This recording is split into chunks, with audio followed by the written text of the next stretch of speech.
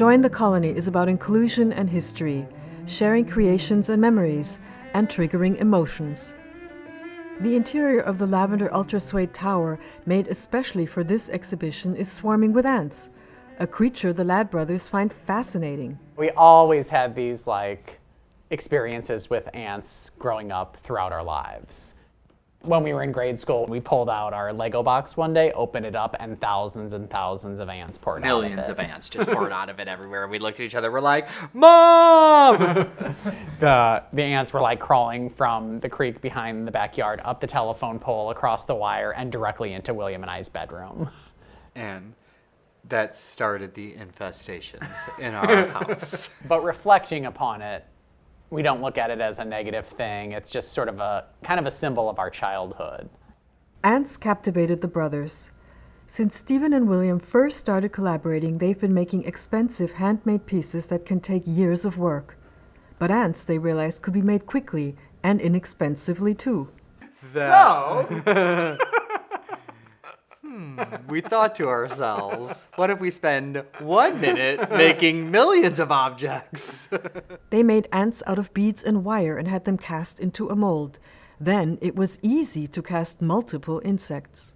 We were really fascinated with this idea of producing hundreds of thousands of ants and making these large-scale infestations in galleries.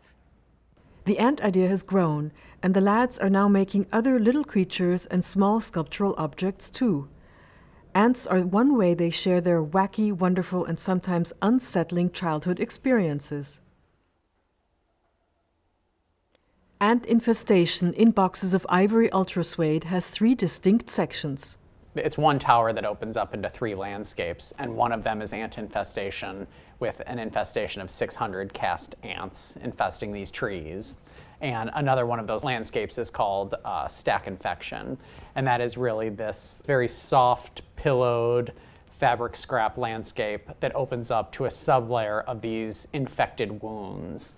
We had this creek behind our house where all the ants came in from, and William would go outside and he would get poison ivy over his whole body.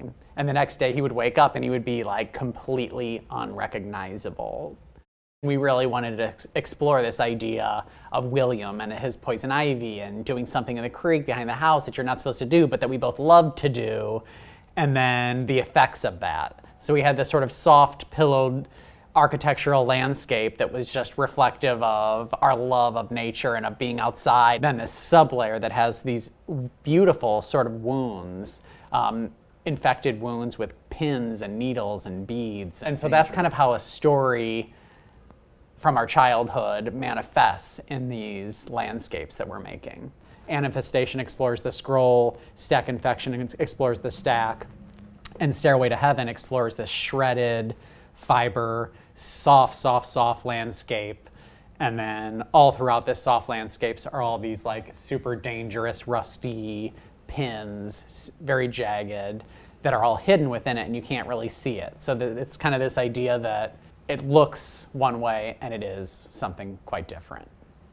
Infections, infestations, wounds.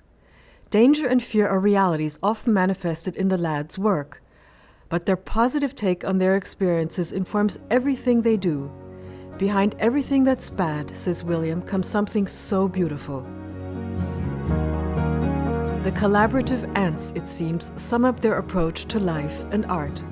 We live our life by our values, which is collaborate, be focused and disciplined, and spend your life doing what you love.